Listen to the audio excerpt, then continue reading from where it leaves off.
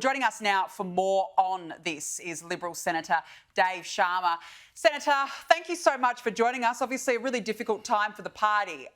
Based on what we've been discussing here just now, James and I've got to ask you, what does the Liberal Party stand for? Well, we stand for people's fundamental freedoms. We stand for aspiration. We stand for, political liberty. We stand for smaller government, and we stand for government getting out of the lives of people. I still think that's a compelling proposition to the public, but translating that into policies and convincing the public that this is in their best interest and we're the party that best represents those values, that's, partly where we've fallen short during this last election campaign. Senator, you mentioned the Liberal Party stands for smaller government, which I'd support that. But help me understand why, for instance, Jacinta Price was front and centre in terms of getting rid of government waste. There was sort of a big announcement and then we never really heard any more about it. Why didn't your party really follow through with some of those things that you say you believe in? It seemed like there was an announcement and then it was just forgotten and we moved on to another announcement. Then that was quickly forgotten and pretty much we're all left confused as to what the Liberal Party really does stand for. Look, I think that's a fair indictment, James. I mean, I think, we clearly failed to sell an alternative vision for Australia to the voting public, and our policies did not convince the public, that is, that we had a credible alternative vision. That's on us, including on me and the rest of the party. And I think, we do need to do a lot of soul searching. I mean, I think there's multiple factors at work here, but the size of our loss is historic. The diminishment of our parliamentary wing of our party is massive, and there's no sugarcoating that. And I think this will demand a pretty fundamental root and branch review of everything, all of our policies, but also all of our, positioning and how we translate that. This is going to be a hard thing to grapple with and a hard thing to get to come to terms with, I think. And look, this was meant to be a referendum on Anthony Albanese. I mean, the Liberals were ahead of the polls earlier this year. It should have been realistically a slam dunk. So the question has to be asked, why did the majority of Australians stick with a Prime Minister who's failed to deliver on every level? He's not likeable, and that was very, very clear when you talk to people on the ground. Why did Australians stick with the status quo, do you think? Well, I think the short answer for that is the Liberals didn't provide a credible alternative. I mean, I think you're right in your analysis that Anthony Albanese and the Labor government are not considered to have done a good job over the past 3 years. The numbers reflect that.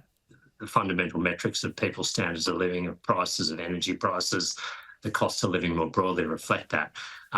That was part of the challenge. For people to come to that realisation. But the second part of the challenge, in which we didn't fulfil, was to show them how life would be better under the Liberals, what we would do that would make their people's lives materially better, how we'd make our people, wealthier, we would make our society more cohesive, we would make our nation stronger. We didn't provide a compelling enough alternative, and that's on us, and including on me. I want to ask you about key coalition figures who were seemingly sidelined during the campaign. I mean, Barnaby Joyce is an obvious one. He's one of the best communicators in the coalition, and yet he was nowhere to be seen aside from on Sky News.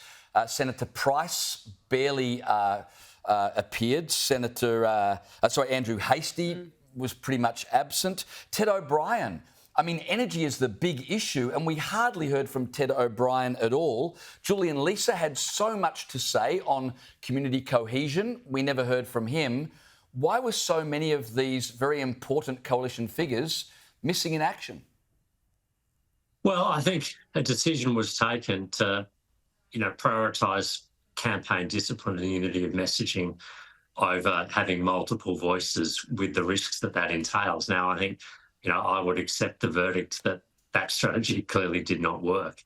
And I think some of our most effective spokespeople and most effective and articulate policy developers we saw less of them during the campaign than we would during the normal time of the news cycle, the parliamentary cycle. And I think, that put a lot of pressure on Peter Dutton, and it put a lot of pressure on the leadership.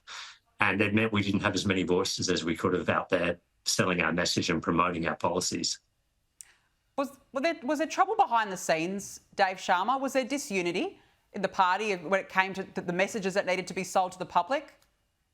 No, look, I don't think so. I mean, I'm not close enough to the organisation and running of the campaign to speak with authority about this, but I think in many respects, there was a lot of unity and focus, but I think at times that came at the cost of some of the internal policy debates we should have had in the wake of the 2022 loss, which we didn't have because, we prioritise unity and competitiveness. And I think now is the opportunity for us to go back and look almost at first principles at what we stand for and how do we translate those into a message and a set of policies and proposals for Australia. Well, just on that then, so what happened to the nuclear debate?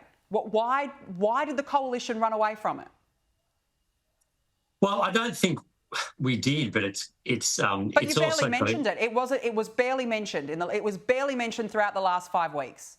Yeah, I would say that, look, I think Labor effectively turned that into a significant negative, that when people heard about nuclear, they heard about a cost that the Labor Party had, effectively plucked from a Labor advocacy group, the Smart Energy Council, and was used against us. Yes, I think we should have pushed back more against that and rebutted that more.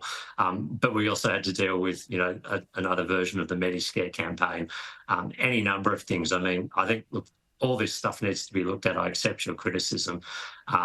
It's hard to allocate blame, though, to a single point of failure or a single point of policy in a loss that's this comprehensive.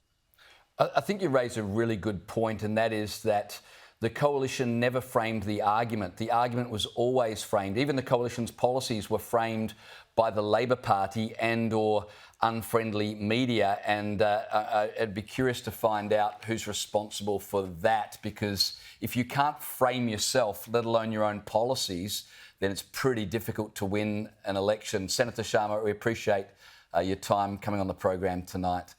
Thanks for having me.